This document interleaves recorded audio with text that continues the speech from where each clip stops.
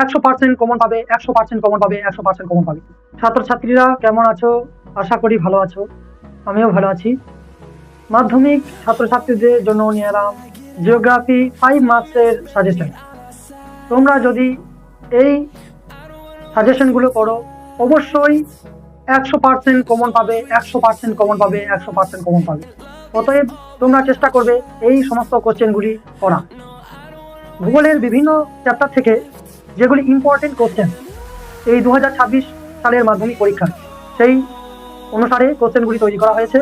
আমি প্রত্যেক প্রশ্নগুলির বলবো, সেগুলি তোমরা পড়বে অথবা নোট করে নিতেও পারো। আমি বলছি এক এক করে তোমরা পড়বে।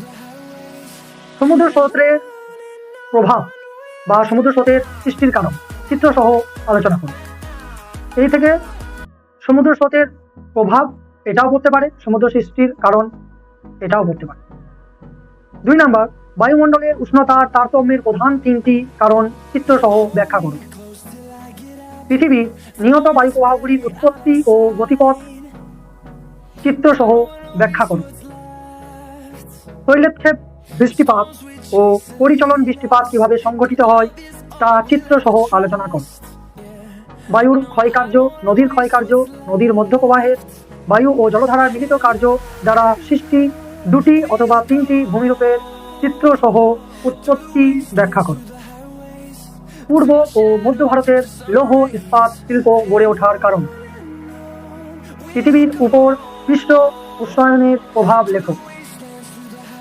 উত্তর ও দক্ষিণ ভারতের নদ নদীর মধ্যে পার্থক্য লেখো। ভারতের ধান, চা,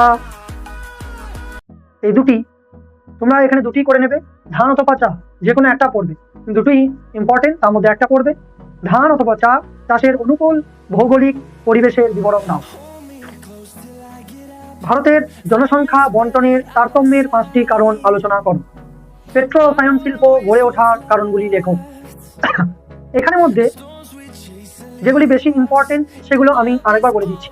এই 10টি যেগুলো দিলাম, এই 10টির মধ্যে ভেরি ভেরি ইম্পর্টেন্ট যেগুলি 100% পরীক্ষায় আসার চান্স রয়েছে। সমুদ্র স্রোতের প্রভাব অথবা সৃষ্টির কারণ, বায়ুমণ্ডলের উষ্ণতা তারতম্যের প্রধান 3টি কারণ ব্যাখ্যা করো, এটা পড়তে পারে। অথবা বায়ুর ক্ষয়কার্য, নদীর ক্ষয়কার্য বা নদীর মধ্যপ্রবাহে বায়ু ও জলধারার মিলিত কার্য দ্বারা সৃষ্টি 2টি অথবা 3টি ভূমিরূপের চিত্র সহ উৎপত্তি ব্যাখ্যা করো, এটাও খুব ইম্পর্টেন্ট কোশ্চেন। ভারতের ধান অথবা চা চাষের অনুকূল ভৌগোলিক পরিবেশ আলোচনা করো, এটা পড়বেই, যে কোনো একটা পড়বে, তোমরা ভালো করে নেবে। আর একটা হচ্ছে পূর্ব ও মধ্য ভারতের লৌহ ইস্পাত শিল্প গড়ে ওঠার কারণ। আশা করি ভালো আছো, আমিও ভালো আছি।